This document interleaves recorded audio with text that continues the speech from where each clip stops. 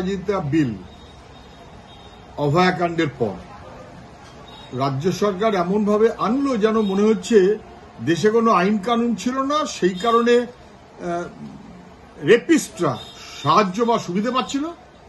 অতএব উনি একটা দারুণ ভালো ব্যবস্থা কিছু নেবেন। বোগাস। আমরা তখনই বলেছিলাম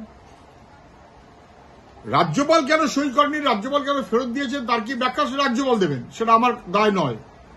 কিন্তু রাজ্য সরকার যখন এই বিলটা আনলো, বিলটা পাশ হবার আগে অভয়াকাণ্ডের পর 2 মাসে দুটো কেস, একটা ফাঁসির অর্ডার হলো, একটা যাবজ্জীবনের অর্ডার হলো।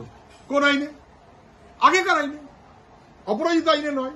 তাহলে অপরাজিতা আইন ছাড়াই যদি 2 মাসের মধ্যে চার্জশিট কমপ্লিট করে ফাঁসি অথবা যাবজ্জীবনের অর্ডার করা যায়, অর্ডার পাওয়া যায়, তাহলে আগের আইনেই যথেষ্ট বিধান আছে শাস্তি দেবার।